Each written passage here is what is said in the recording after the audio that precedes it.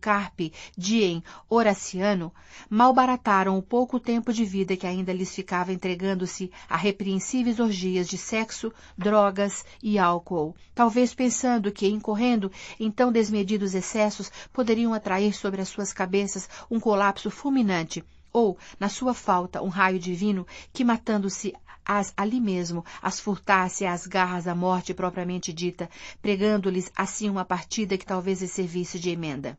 Outras pessoas estoicas, dignas, corajosas, optavam pela radicalidade absoluta do suicídio, crendo também que dessa maneira estariam a dar uma lição de civilidade ao poder de Thanatos, aquilo a que antigamente chamávamos uma bofetada sem mão, daquelas que, de acordo com as honestas convicções da época, mais dolorosas, seriam por terem a sua origem no foro ético e moral, e não em qualquer movimento de primado esforço físico. Escusado seria dizer que todas essas tentativas se malograram à exceção de algumas pessoas obstinadas que reservaram o seu suicídio para o último dia do prazo. Uma jogada de mestre, esta sim, para a qual a morte não encontrou resposta. Honra lhe seja feita a primeira instituição a ter uma percepção muito clara da gravidade da situação anímica do povo em geral foi a Igreja Católica, Apostólica e Romana, à qual, uma vez que vivemos num tempo dominado pela hipertrofiada utilização de siglas na comunicação cotidiana, tanto privada quanto pública, não assentaria mal a abreviatura simplificadora de ICAR. Também é certo que seria preciso estar cega de todo para não ver como, quase de um momento para outro, se lhe tinham enchido os templos de gente aflita que ia à procura de uma palavra de esperança, de um consolo, de um bálsamo, de um analgésico, de um tranquilizante espiritual. Pessoas que até aí tinham vivido conscientes de que a morte é certa, e de que a ela não há meio de escapar, mas pensando ao mesmo tempo que, havendo tanta gente para morrer, só por um grande azar lhes tocaria a vez. Passavam agora o tempo a espreitar por trás da cortina da janela, a ver se vinha o carteiro ou tremendo de ter de voltar à casa, onde a temível carta de cor violeta, pior que um sanguinário, monstro de fauces escancaradas, poderia estar atrás da porta para lhe saltar em cima.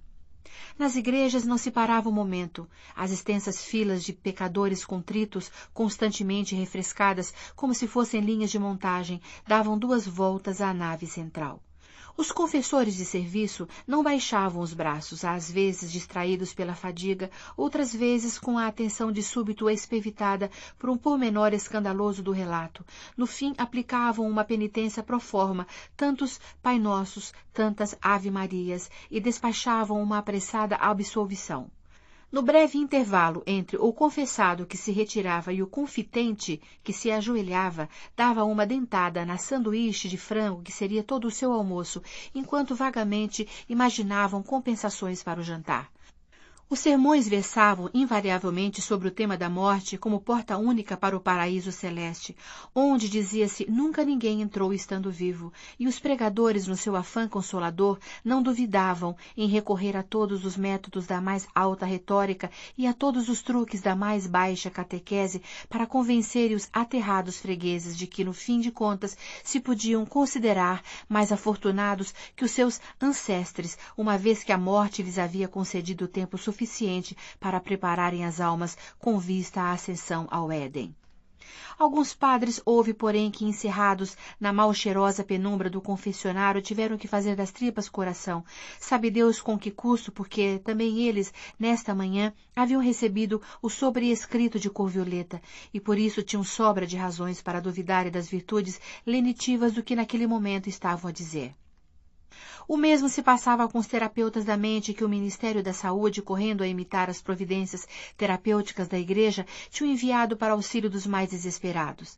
É que não foram poucas as vezes que um psicólogo, no preciso momento em que aconselhava o paciente a deixar sair as lágrimas, como sendo a melhor maneira de aliviar a dor que o atormentava, se desfazia em convulso choro ao lembrar-se de que também ele poderia ser o destinatário de um sobrescrito idêntico na primeira distribuição postal de amanhã. Acabavam os 2 a sessão em desabalado pranto, abraçados pela mesma desgraça, mas pensando o terapeuta da mente que, se lhe viesse a suceder uma infelicidade, ainda teria 8 dias, 192 horas para viver. Umas orgiazinhas de sexo, droga e álcool, como tinha ouvido dizer que se organizavam, ajudá-lo-iam a passar para o outro mundo, embora correndo o risco de que lá no assento etéreo, onde subsiste, se te venham a agravar as saudades deste. Faixa 5. Disse Dilo à sabedoria das nações que não há regra sem exceção, e realmente assim deverá ser, porquanto até mesmo no caso de regras que todos consideraríamos maximamente inexpugnáveis como são, por exemplo, as da morte soberana, em que por simples definição do conceito seria inadmissível que se pudesse apresentar qualquer absurda exceção, aconteceu que uma carta de cor violeta foi devolvida à procedência. Objectar-se-á que semelhante coisa não é possível, que a morte, precisamente por estar em toda parte, não pode estar em nenhuma em particular. Daqui decorrendo, portanto, neste caso, a impossibilidade, tanto material como metafísica, de situar e definir o que costumamos entender por procedência, ou seja, na acepção que aqui nos interessa, o lugar de onde veio. Igualmente, se objectará, embora com menos pretensão especulativa, que tendo 1000 agentes da polícia procurado a morte durante semanas, passando o país inteiro, casa por casa, a pente fino, como se de um piolho esquivo e hábil nas fintas se tratasse e, não a tendo visto nem cheirado, é óbvio que se até o momento em que estamos não nos foi dada nenhuma explicação de como as cartas da morte vão para o correio, menos ainda se nos dirá por que misteriosos canais agora lhe chegou às mãos a carta devolvida.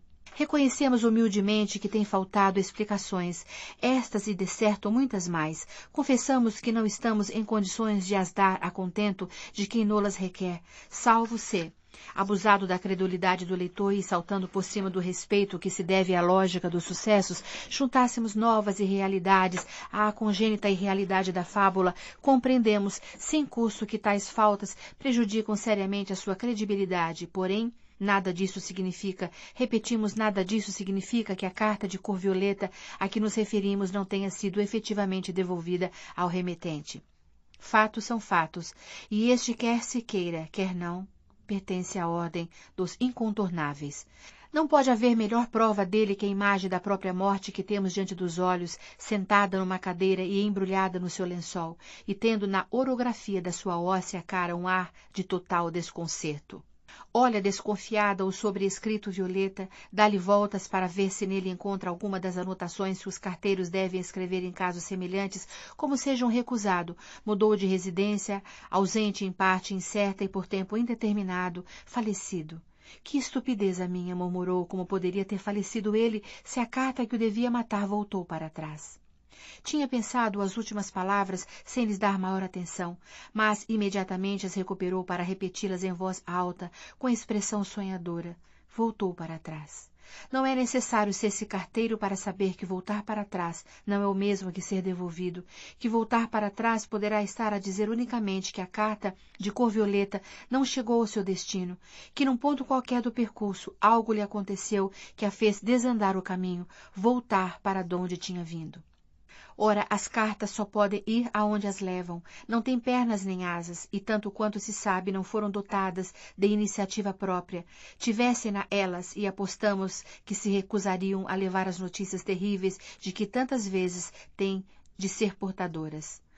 Como esta minha admitiu a morte com imparcialidade, informar alguém de que vai morrer numa data precisa é a pior das notícias. É como estar no corredor da morte há uma quantidade de anos e de repente vem o carcereiro e diz: aqui tens a carta, prepara-te.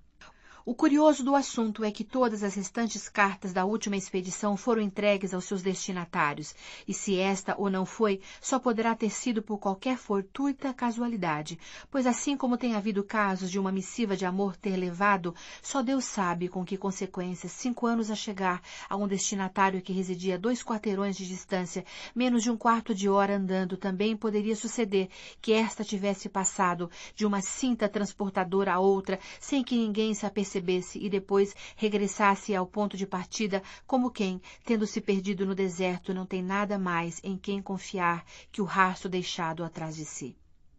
A solução será enviá-la outra vez, disse a morte à gadanha que estava ao lado encostada à parede branca. Não se espera que uma gadanha responda e essa não fugiu à norma. A morte prosseguiu. Se te tivesse mandado a ti, com esse teu gosto pelos métodos expeditivos, a questão já estaria resolvida. Mas os tempos mudaram muito ultimamente. Há que atualizar os meios e os sistemas, pôr-se a par das novas tecnologias. Por exemplo, utilizar o correio eletrônico. Tenho ouvido dizer que é o que há de mais higiênico, que não deixa cair borrões, nem mancha os dedos. Além disso, é rápido. No mesmo instante em que a pessoa abre o Outlook Express da Microsoft, já está afiliada. O inconveniente seria obrigar-me a trabalhar com 2 arquivos separados. O daqueles que utilizam o computador e o dos que não o utilizam. De qualquer maneira, temos muito tempo para decidir. Estão sempre a aparecer novos modelos, novos designs, tecnologias cada vez mais aperfeiçoadas. Talvez um dia me resolva a experimentar. Até lá, continuarei a escrever com caneta, papel e tinta. Tem o charme da tradição e a tradição pesa muito nisto de morrer. A morte olhou fixamente o sobrescrito de cor violeta, fez um gesto com a mão direita e a carta desapareceu. Ficamos assim a saber que, contrariamente ao que tantos criam, a morte não leva as cartas ao correio. Sobre a mesa há uma lista de 298 nomes, algo menos que a média do costume, 152 homens e 146 mulheres, e um número igual de sobrescritos e de folhas de papel de cor violeta destinados à próxima operação postal ou falecimento pelo correio. A morte acrescentou à lista o nome da pessoa a quem se dirigia a carta, que tinha regressado à procedência, sublinhou as palavras e pousou a caneta no porta-penas. Se tivesse nervos, poderíamos dizer que se encontra ligeiramente excitada e não sem motivo. Havia vivido demasiado para considerar a devolução da carta como um episódio sem importância. Compreende-se facilmente, um pouco de imaginação bastará, que o posto de trabalho da morte seja porventura o mais monótono de todos quantos foram criados, desde que por exclusiva culpa de Deus Caim matou Abel. Depois de tão deplorável acontecimento que logo no princípio do mundo veio mostrar como é difícil viver em família, e até os nossos dias a coisa tinha vindo por aí afora, séculos, séculos e mais séculos, repetitiva, sem pausa, sem interrupções, sem soluções de continuidade, diferente nas múltiplas formas de passar da vida à não-vida, mas no fundo sempre igual a si mesma, porque sempre igual foi também o resultado. Na verdade, nunca se viu que não morresse quem tivesse de morrer. E agora, insolitamente, um aviso assinado pela morte de seu próprio punho e letra, um aviso em que se anunciava o irrevogável e improrrogável fim de uma pessoa. Tinha sido devolvido à origem, a esta sala fria onde a autora e signatária da carta, sentada, envolta na melancólica mortalha, que é seu uniforme histórico, com o capuz pela cabeça, medita no sucedido, enquanto os ossos dos seus dedos, ou os seus dedos de ossos, tamborilam sobre o tampo da mesa. Surpreende-se um pouco a desejar que a carta outra vez enviada lhe venha novamente devolvida, que o sobrescrito traga, por exemplo, a indicação de ausente em parte incerta, porque isso, sim, seria uma absoluta surpresa para quem sempre conseguiu descobrir onde nós havíamos escondido, se dessa infantil maneira alguma vez julgávamos poder escapar-lhe. Não crê, porém, que a suposta ausência lhe apareça anotada no reverso do sobrescrito, a que os arquivos vão se atualizando automaticamente a cada gesto e movimento que fazemos, a cada passo que damos, mudança de casa, de estado, de profissão, de hábitos e costumes, se fumamos ou não fumamos, se comemos muito ou pouco, ou nada, se somos ativos ou indolentes, se temos dor de cabeça ou azia de estômago, se sofremos de prisão de ventre ou diarreia, se nos cai o cabelo ou nos tocou o cancro, se sim, se não, se talvez bastará abrir o gavetão do ficheiro alfabético, procurar o correspondente verbete e lá está tudo. E não nos admiremos, se no preciso instante em que estivéssemos a ler o nosso cadastro particular, nos aparecesse instantaneamente registrado o choque da angústia que de súbito nos petrificou. A morte conhece tudo a nosso respeito, e talvez por isso seja triste. Se é certo que nunca sorri, e só porque lhe faltam os lábios, e esta lição anatômica nos diz que, ao contrário do que os vivos julgam, o sorriso não é uma questão de dentes. Há quem diga com humor, menos macabro, que de mau gosto, que ela leva afivelado a uma espécie de sorriso permanente, mas isso não é verdade. O que ela traz à vista é um esgar de sofrimento, porque a recordação do tempo em que tinha boca, e a boca língua, e a língua saliva, a persegue continuamente. Com um breve suspiro, puxou para si uma folha de papel e começou a escrever a primeira carta deste dia. Cara senhora, lamento comunicar-lhe que a sua vida terminará no prazo irrevogável e improrrogável de uma semana. Desejo-lhe que aproveite o melhor que puder o tempo que lhe resta.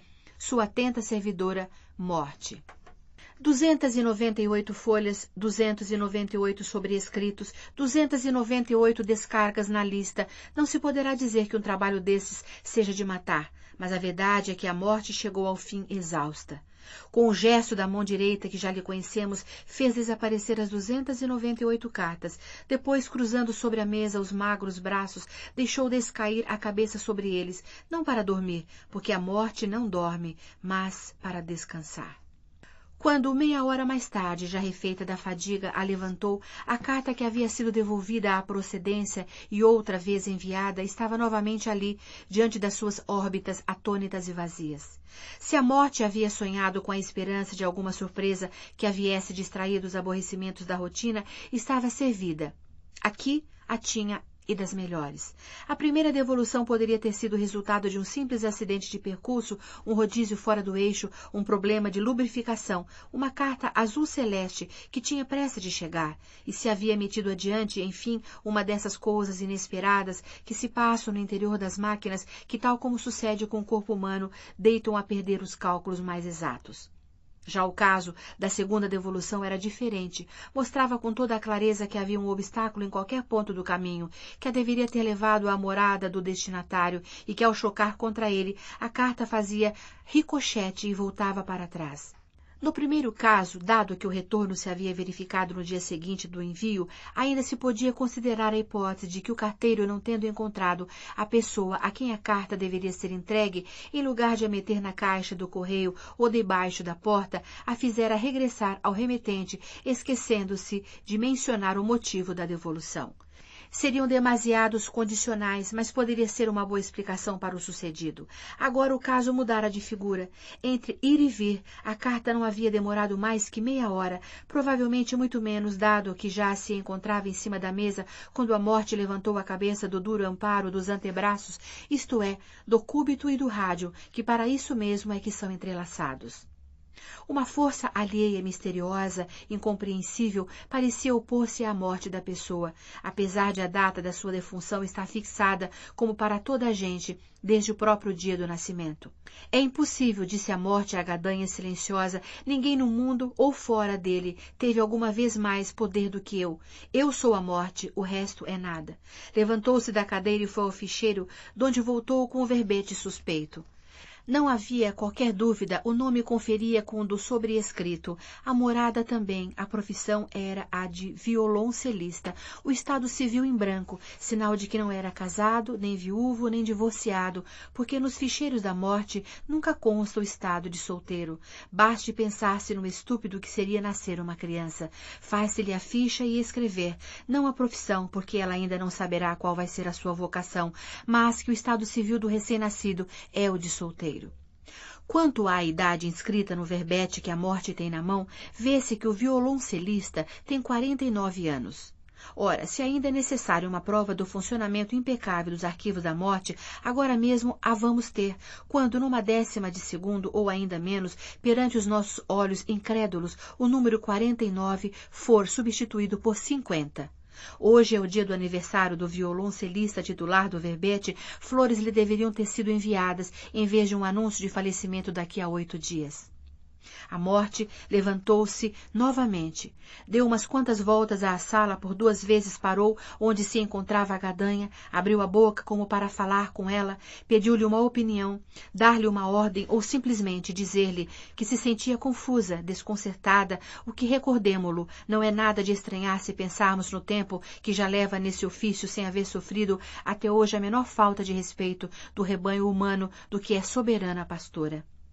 Foi nesse momento que a Morte teve o funesto pressentimento de que o acidente poderia ter sido ainda mais grave do que primeiramente lhe havia parecido. Sentou-se à mesa e começou a consultar de diante para trás as listas mortuórias dos últimos 8 dias. Logo na primeira relação de nomes e de ontem, e ao contrário do que esperava, viu que não constava o do violoncelista. Continuou a folhear uma, outra, mais outra, mas outra ainda, e só na 8ª lista, enfim, o foi encontrar. Erradamente havia pensado que o nome deveria estar na lista de ontem, e agora via-se perante o escândalo inaudito de que alguém que já deveria estar morto há 2 dias continuava vivo. E isso não era o principal. O diabo do violoncelista, que desde que tinha nascido estava assinalado para morrer novo, com apenas 49 primaveras, acabara de perfazer descaradamente os 50, desacreditando assim o destino, a fatalidade, a sorte, o horóscopo, o fado e todas as demais potências que se dedicam a contrariar por todos os meios dignos e indignos a nossa humaníssima vontade de viver. Era realmente um descrédito total. E agora como vou eu retificar um desvio que não podia ter sucedido, se um caso assim não tem precedentes, se nada se semelhante está previsto nos regulamentos, perguntava-se a morte, sobretudo porque era com 49 anos que ele deveria ter morrido e não com 50, que já tem. Via-se que a pobre morte estava perplexa, desconcertada, que por pouco lhe faltava para começar a dar com a cabeça nas paredes de pura aflição. Em tantos milhares de séculos de contínua atividade nunca havia tido uma falha operacional, e agora precisamente quando tinham introduzido algo de novo na relação clássica dos mortais com a sua autêntica e única causa mortis, eis que a sua reputação, tão trabalhosamente conquistada, acabava de sofrer o mais duro dos golpes. Que fazer? Perguntou. Imaginemos que o fato dele não ter morrido quando devia o colocou fora da minha alçada. Como vou eu descalçar esta bota? Olhou a gadanha, companheira de tantas aventuras e massacres, mas ela fez-se desentendida. Nunca respondia, e agora, de todo ausente, como se tivesse enjoado do mundo, descansava a lâmina desgastada e ferrugenta contra a parede branca. Foi então que a morte deu à luz a sua grande ideia.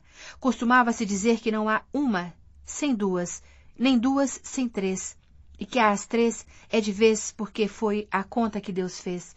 Vejamos se realmente é como dizem. Fez o gesto de despedida com a mão direita e a carta 2 vezes devolvida tornou a desaparecer. Nem 2 minutos andou por fora. Ali estava no mesmo lugar que antes. O carteiro não a metera debaixo da porta, não tocara a campainha, mas ela ali estava. Fim do CD 4. CD 5. Faixa 1. As intermitências da morte de José Saramago. Evidentemente, não há que ter pena da morte.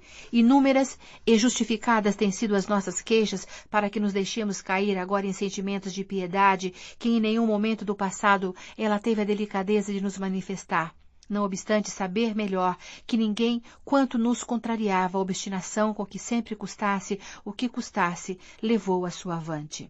No entanto, ao menos por um breve momento, o que temos diante dos olhos mais se assemelha à estátua da desolação do que à figura sinistra que, segundo deixaram dito alguns moribundos de vista penetrante, se apresenta aos pés das nossas camas na hora derradeira para nos fazer um sinal semelhante ao que envia as cartas, mas, ao contrário, isto é, o sinal não diz vai para lá, diz vem para cá.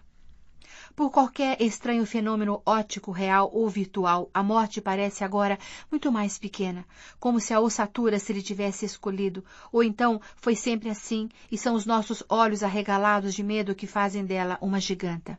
Coitada da morte! Dá-nos vontade de lhe ir pôr uma mão no seu duro ombro, dizer-lhe ao ouvido, ou melhor, ao sítio onde o tinha, por baixo do parietal, algumas palavras de simpatia. Não se rale, senhora morte, são coisas que estão sempre a suceder. Nós aqui, os seres humanos, por exemplo, temos grande experiência em desânimos, malogros e frustrações. E olhe que nem por isso baixamos os braços. Lembre-se dos tempos antigos, quando a senhora nos arrebatava sem dó nem piedade, na flor da juventude. Pense neste tempo de agora, em que, com idêntica dureza de coração, continua a fazer o mesmo à gente, mais carecida de tudo quanto é necessário à vida. Provavelmente temos andado a ver quem se cansava primeiro, se a senhora ou nós. Compreendo o seu desgosto. A primeira derrota é a que mais custa. Depois habituamo-nos em todo o caso. Não leve a mal que lhe diga, oxalá, não seja a última. E não é por espírito de vingança, que bem pobre vingança seria ela. Seria assim por deitar a língua de fora ao carrasco que nos vai cortar a cabeça a falar a verdade. Nós, os humanos, não podemos fazer muito mais que deitar a língua de fora ao carrasco que vai nos cortar a cabeça. Deve ser por isso que sinto uma enorme curiosidade em saber como irá sair da embrulhada em que se meteram com essa história da carta que vai e vem e desse violoncelista que não poderá morrer aos 49 anos porque já cumpriu os 50. A morte fez um gesto impaciente, sacudiu secamente do ombro a mão fraternal que ali tínhamos pousado e levantou-se da cadeira. Agora parecia mais alta, com mais corpo, uma senhora morte como se quer, capaz de fazer tremer o chão debaixo dos pés, com a mortalha a arrastar, levantando fumo a cada passo. A morte está zangada. É a altura de lhe deitarmos a língua de fora. Faixa 2. Salvo alguns raros casos, como os daqueles citados moribundos de olhar penetrante que a enxergaram aos pés da cama com um aspecto clássico de um fantasma envolto em panos brancos, ou como o Proust parece ter sucedido na figura de uma mulher gorda vestida de preto, a morte é discreta. Prefere que não se dê pela sua presença, especialmente se as circunstâncias a obrigam a sair à rua. Em geral, crê-se que a morte, sendo, como gosto de afirmar alguns, a cara de uma moeda de que Deus, do outro lado, é a cruz. Será como ele, por sua própria natureza invisível. Não é bem assim. Somos testemunhas fidedignas de que a morte é um esqueleto embrulhado num lençol. Mora numa sala fria em companhia de uma velha enferrugenta gadanha que não responde a perguntas, rodeada de paredes caiadas ao longo das quais se arrumam, entre teias de aranha, umas quantas dúzias de ficheiros com grandes gavetões recheados de verbetes. Compreende-se, portanto, que a morte não queira aparecer às pessoas naquele preparo, em primeiro lugar por razões de estética pessoal, em segundo lugar para que os infelizes transeuntes não se finem de susto ao darem de frente com aquelas grandes órbitas vazias no virar de uma esquina. Em público, sim, a morte torna-se invisível, mas não em privado. Como puderam comprovar no momento crítico o escritor Marcel Proust e os moribundos de vista penetrante. Já o caso de Deus é diferente. Por muito que se esforçasse, nunca conseguiria tornar-se visível aos olhos humanos, e não é porque não se fosse capaz. Uma vez que ele nada é impossível, é simplesmente porque não saberia que cara pôr para se apresentar aos seres que se supõe ter criado, sendo o mais provável que não os reconhecesse, ou então, talvez ainda pior, que não os reconhecesse eles a ele. Há também quem diga que para nós é uma grande sorte que Deus não queira aparecer-nos por aí, porque o pavor que temos da morte seria como uma brincadeira de crianças ao lado do susto que apanharíamos se tal acontecesse. Enfim, de Deus e da morte não se tem contado senão histórias, e esta não é mais que uma delas. Temos, portanto, que a morte decidiu ir à cidade. Despiu o lençol que era toda a roupa que levava em cima, dobrou-o cuidadosamente e pendurou-o nas costas da cadeira onde a temos visto sentar-se. Exceptuando esta cadeira e a mesa, exceptuando também os ficheiros e a gadanha, não há nada mais na sala, salvo aquela porta estreita que não sabemos para onde vai dar. Sendo aparentemente a única saída, seria lógico pensar que por ali é que a morte irá à cidade, porém não será assim. Sem o lençol, a morte perdeu outra vez a altura. Terá, quando muito, em medidas humanas, 1,66 m ou 67, e estando nua, sem um fio de roupa em cima, ainda mais pequena nos parece, quase um esqueletozinho de adolescente. Ninguém diria que esta é a mesma morte que com tanta violência nos sacudiu a mão do ombro, quando, movidos de uma imerecida piedade, a pretendemos consolar do seu desgosto. Realmente não há nada no mundo mais nu que um esqueleto. Em vida anda duplamente vestido, primeiro pela carne com que se tapa, depois, se as não tirou para banhar-se ou para atividades mais deleitosas, pelas roupas com que a dita carne gosta de cobrir-se. Reduzido ao que em realidade é o travejanto meio desconjuntado de alguém que há muito tempo tinha deixado de existir, não lhe falta mais que desaparecer. E isto é justamente o que está ali a acontecer, da cabeça aos pés. Perante os nossos atônitos olhos, os ossos estão a perder a consistência e a dureza. A pouco e pouco vão-se-lhes esbatendo os contornos. O que era sólido torna-se gasoso, espalha-se em todos os sentidos como uma neblina tênue. É como se o esqueleto estivesse a evaporar-se. Agora já não é mais um esboço impreciso através do qual se pode ver a gadanha indiferente. E de repente a morte deixou de estar. Estava e não está. Ou está, mas não a vemos. Ou nem isso. Atravessou simplesmente o teto da sala subterrânea, a enorme massa de terra que está por cima, e foi-se embora, como se em seu fóro íntimo havia decidido depois de que a carta de cor violeta lhe foi devolvida pela 3ª vez. Sabemos aonde vai. Não poderá matar o violoncelista, mas quer vê-lo, tê-lo diante dos olhos, tocar-lhe sem que ele se aperceba. Tenha certeza de que há de descobrir a maneira de o liquidar num dia destes sem infringir demasiados regulamentos.